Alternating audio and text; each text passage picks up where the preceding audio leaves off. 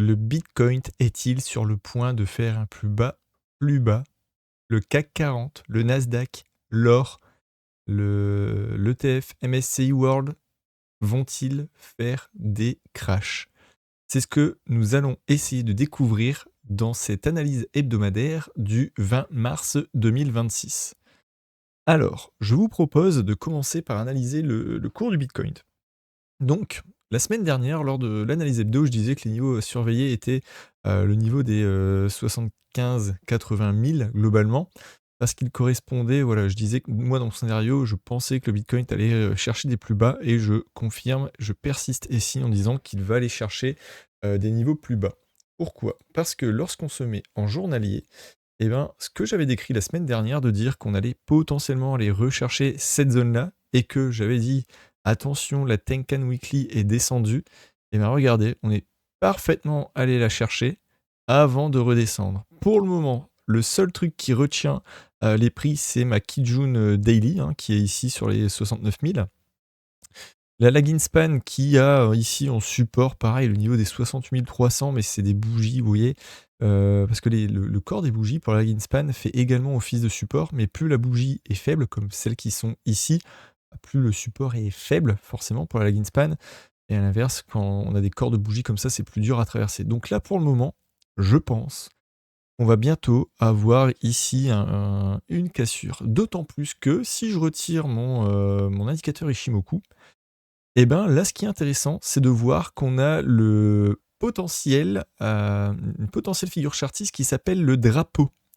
Et là, c'est un drapeau baissier. Alors, comment on repère ça sur une figure chartiste?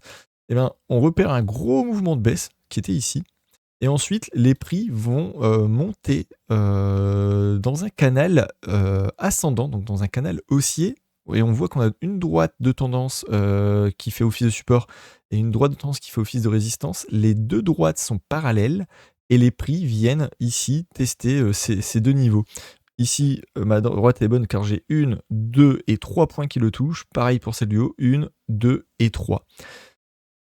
Mon scénario à moi, c'est que la prochaine fois qu'on vient taper le niveau ici, globalement, les 66-67 000, qu'on vienne casser ce niveau pour aller chercher, alors, en premier lieu, le dernier point bas, hein, qui est ici autour des 60 000. Mais pour moi, avec tout ce qui se passe, contexte géopolitique, si rien ne s'améliore, s'il n'y a pas, voilà, là, à l'heure où je vous parle, l'Amérique vient de nous dire qu'ils vont envoyer des milliers de soldats donc, en troupes terrestres. Donc le conflit n'est pour le moment pas près de s'apaiser, donc c'est pas bon signe car on commence à avoir une crise pétrolière qui va potentiellement se confirmer et ce ne sera pas bon pour l'économie mondiale. Donc pour moi, ça devrait continuer à aller dans le sens de mon scénario qui est de dire que là, ce niveau-là, pour le moment, c'est pas fait, hein, donc la figure chartiste n'est pas validée.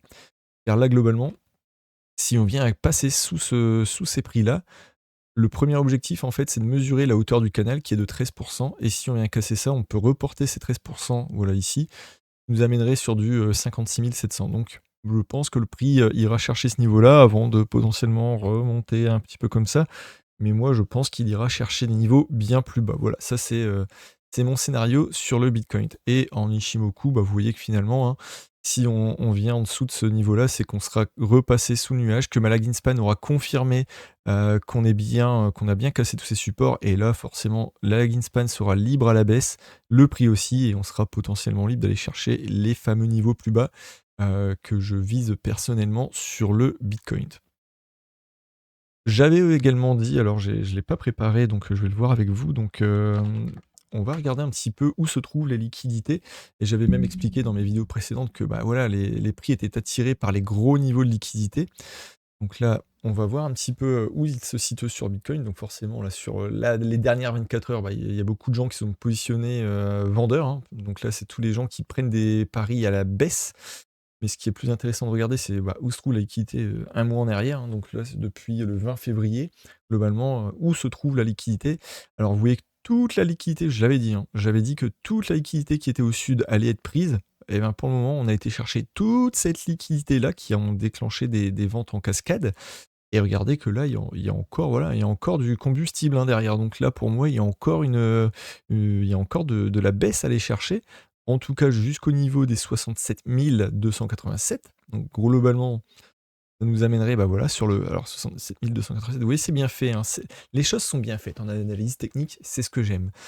Et ben, les 67 287 globalement, c'est le bas de mon fameux canal. Et si on vient à casser ces 67 287, on irait chercher globalement les liquidités qui sont plus basses. Et là, bah, vous voyez que je pense qu'on irait chercher forcément toute cette liquidité-là, vous voyez, 61 000. Donc globalement, on irait rejoindre, voilà, ce point bas ici, dans un premier temps.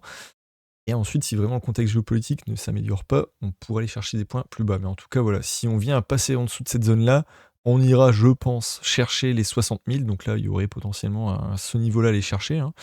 Et après, à surveiller, si ce niveau-là vient à lâcher, on ira chercher les plus bas qui se trouvent en dessous.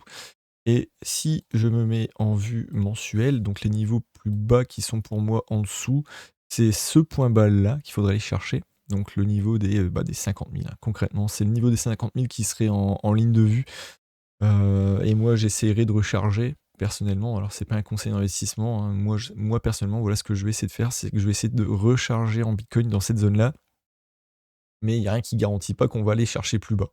On n'y est pas pour le moment, mais moi, en tout cas, c'est ma stratégie à moi sur le Bitcoin.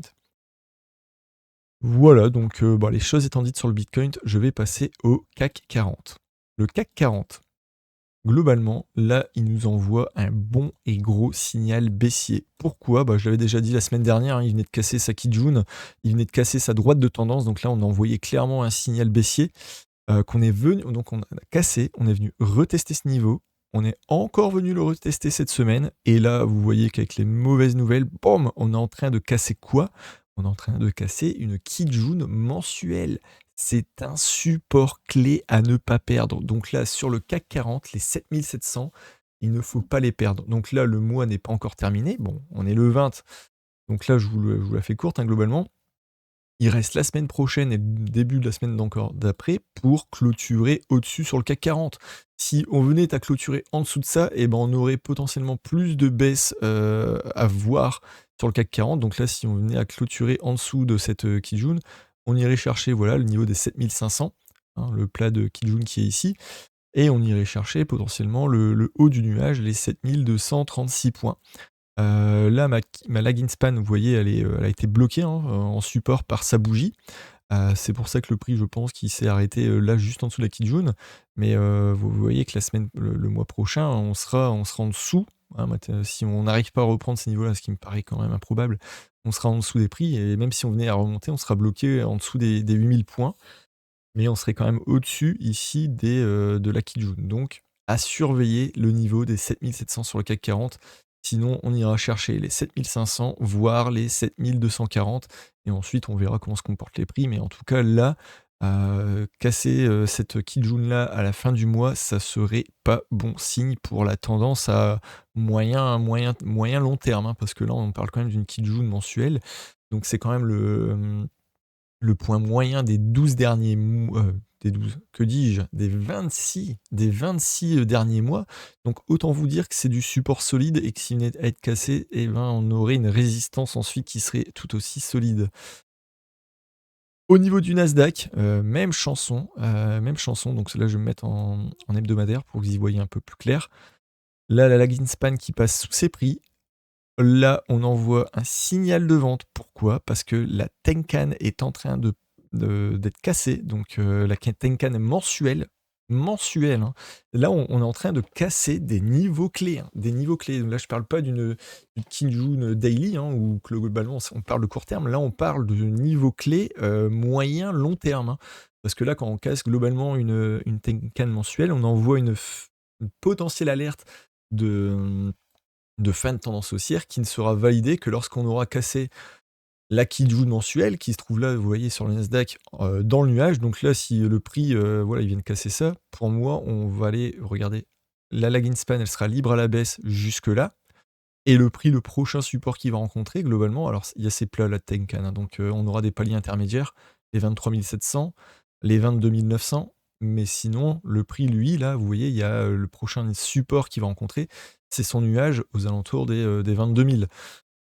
Donc là, potentiellement, si le prix, grosse mauvaise nouvelle, il venait faire un beau plongeon comme ça, Je serais pas étonné sur le Nasdaq, mais en tout cas, ça serait pas un bon signe pour les investisseurs, moyen long terme parce que ça voudrait dire que on pourrait aller chercher le niveau, vous voyez, hein, là, en vue mensuelle, si on casse cette Tenkan et qu'on vient pas repasser au-dessus, et pour le moment c'est mal parti à cause du contexte géopolitique, et ben, je pense qu'on pourrait aller chercher, voilà, toute cette baisse-là, hein. Donc le Nasdaq, qui a bien résisté, je trouve, pour le moment, pourrait aller nous faire un moins 10%, hein. Là, vraiment, en analyse technique, ce que je vous dis, c'est pas un voilà, c'est vraiment quelque chose de très, très clair, hein, les graphiques parlent, voilà. Sur l'or, alors, l'or, bon, pardon, l'or, il est au-dessus de sa Tenkan mensuelle, mais vous voyez que là, il nous a fait une belle chute. Donc si je regarde cette semaine, et ben, cette semaine, boum! On a une belle bougie rouge et qui vient casser quoi? Qui vient casser sa Kijun, Weekly. Alors j'avais précisé dans une analyse que j'avais faite, précédemment, on pourrait aller rechercher, le niveau de Kijun ici, hein, et que ça pouvait être un point d'entrée, un potentiel point d'entrée. Chose que j'ai faite, vous voyez là en paper trading, j'avais posé un ordre d'achat ici et j'ai mis un stop loss en dessous. Alors donc j'ai acheté sur ce niveau de support là que j'estimais solide, hein, parce qu'il avait bien réagi la première fois, ici. Effectivement hier il a bien été, voilà, ça a bien été ravalé, donc c'est plutôt bon signe, et là quand j'ai commencé à voir que finalement l'or était vendu, encore, et ben maintenant j'ai intérêt à ce que ce support là tienne, et c'est pas n'importe quel support parce que là on parle d'une Tenkan mensuelle, donc c'est un support important, et c'est pour ça que j'ai un stop loss positionné en dessous de ce, support-là. Donc là, globalement, j'ai acheté ici, donc pour le moment, vous voyez, hein, sur la position que j'ai pris, je suis en alors là, c'est 3000, mais il faut voir la position, hein. En paper trading, je me fais plaisir. J'ai des positions ouvertes avec une valeur de 116 000, hein, donc soyez pas étonnés du montant, mais globalement, ça correspond, pour le moment à une perte de hop, pourquoi ils mettent pas le pourcentage? Si, voilà, de 3,24 en ayant acheté ici, et j'ai un stop loss à -6. Mais forcément en objectif, parce que l'or, théoriquement, quand on est en situation de crise, c'est censé être une valeur refuge, donc pour moi, on pourra aller chercher ce niveau-là, hein. Là, il a l'air d'être parti pour faire ça. Il va aller chercher cette Tenkan mensuelle à 4 435. J'espère que ça va tenir pour ensuite, potentiellement, il pourrait être acheté pour aller rechercher là ces points hauts, parce que tant qu'on n'a pas, voilà, cassé, cette Tenkan mensuelle, et qu'on n'est pas parti ici, pour le moment, la tendance long terme, donc mensuelle, vous voyez, elle est encore haussière, hein, parce que là, je suis encore au-dessus de mes niveaux importants. Par contre, c'est vrai qu'en moyen terme, donc en vue, hebdomadaire, et ben là, on casse une Kijun. Là, la semaine, bah, se termine cette nuit sur l'or. Donc idéalement, il aurait fallu clôturer au-dessus des 4 600. Je pense qu'on ne le fera pas, mais j'espère que d'ici la fin du mois, voilà, on aura peut-être la semaine prochaine ici un test de cassure et qui va invalider cette cassure. Non, on sait pas ce que c'est en train de dire, donc je vais peut-être perdre un trade, ici, mais c'est pas grave, hein, ça fait partie du jeu, on peut pas gagner tous les trades, et ça, j'aime le répéter, car on ne peut pas gagner 100 de ces trades. Mais par contre, moi, mon risque ici, il était bien mesuré, car ici, je suis prêt à perdre 6 sur mon paper trading, mais en contrepartie, j'ai un objectif à 16, donc voilà, la position était prise pour cette raison. On va analyser du coup, l'ETF, donc là, MSCI World. Globalement, c'est 1 500 plus grosses boîtes du monde, donc là, autant dire que c'est pas un truc très volatile, parce qu'en temps normal, voilà, on a des petites fluctuations. Vous voyez qu'il est, alors je vais mettre en vue mensuelle pour vous montrer. Vous voyez que là, on est vraiment clairement haussier, on a une droite tendance qui est encore, voilà, qui est encore bien bas. On n'a pas encore cassé, de données de signal de potentielle fin de tendance haussière, parce qu'on est encore au-dessus de la Tenkan mensuelle. Par contre, si je me place en hebdomadaire, là, cette semaine, on vient de casser la Kijun mensuelle. Donc ça, c'est un signal de vente. C'est un signal de vente, et juste en dessous, on aura le premier gros support sur lequel moi, je vais essayer de me positionner personnellement. Donc là, 586, hein, qui potentiellement, voilà, un Tenkan mensuel, je le dis, je le répète, c'est normalement un support solide, donc on peut avoir des stratégies, on essaye de s'acheter ici en mettant des stop loss un petit peu en dessous, au cas où on a vraiment, une situation qui s'aggraverait, et sinon, si ces niveaux-là viennent à casser, on ira chercher un peu comme sur le Nasdaq, hein, ça me fait un peu penser au Nasdaq, cette analyse-là, on ira chercher, bah, le haut du nuage, mais la lagging span, elle a encore ses prix à casser. Elle a encore le haut du nuage qui va en gros freiner donc sur ces niveaux-là. Donc Voilà, on a encore un peu de baisse à donner, donc là 1 à donner. Là, on a des paliers intermédiaires avec les plats de Tenkan que j'ai ici, ce qui ferait du moins 3 et dans le pire du pire des cas, on pourrait aller chercher les moins 8. Mais là, on parle quand même des 1 500 plus grosses boîtes au monde, donc c'est vrai que là, pour le moment, dans le monde, on est en train d'être confronté à une crise, géopolitique majeure, un choc pétrolier éventuel. Donc on pourrait aller rechercher ici cette zone basse de tendance, hein. En vue mensuelle, vous voyez que là, si je vais rechercher la Kijun mensuelle, eh ben, c'est tout à fait probable de mondialement, sur les 1500 plus grosses boîtes, de perdre 8. Alors, c'est énorme, parce que voilà, on est quand même sur 1500 plus grosses boîtes mondiales, mais avec le contexte qu'on a actuellement dans le monde, eh ben, on n'est pas à l'abri d'aller chercher ça. Et là, si on va chercher ça, eh ben là, j'espère qu'on ne cassera pas ça. Et là, si on vient casser tous ces niveaux-là, donc les niveaux, là, on casserait la tendance haussière, mais ça voudrait dire que dans le monde, quelque part, on est en troisième guerre mondiale. En tout cas, il s'est passé quelque chose de grave. Pour le moment, nous n'y sommes pas, il y a encore du chemin à parcourir avant d'aller sur ces niveaux-là. Mais au moins, ça permet de donner un petit peu les différentes optiques possibles. Alors que peut-être que d'ici la semaine prochaine, on aura retrouvé des éléments de résolution de conflit et peut-être qu'on ira chercher ces niveaux-là pour repartir à la hausse, hein. C'est possible, mais je n'ai pas une boule de cristal, je ne peux pas prédire l'avenir de ce qui va se passer dans le monde. Je peux juste faire une analyse technique de ce que j'ai actuellement sous les yeux et que je vous partage. Ensuite, je vais juste vous montrer le cours du Brent, du pétrole. Donc voilà la principale cause de chute de tout ce qu'on vient de voir, précédemment. Et ben, la principale cause, c'est ça, c'est le cours du Brent. Depuis, voilà, le début de la guerre, on voit là, bah, là, on a pris 75. Donc autant vous dire que là, toutes les entreprises de transport, de commerce, qui ont besoin de pétrole pour faire du transport et cetera, et ben, ils payent cher, ils payent cher le carburant. Donc nous, ils vont répercuter du coup tous ces prix-là sur les consommateurs, et ce qui fait penser que l'inflation va monter, et ça, c'est pas bon signe pour l'économie, et c'est pour ça qu'actuellement tous les marchés là sont dans le rouge, hein, sur ma droite. Voilà donc pour, l'analyse hebdomadaire.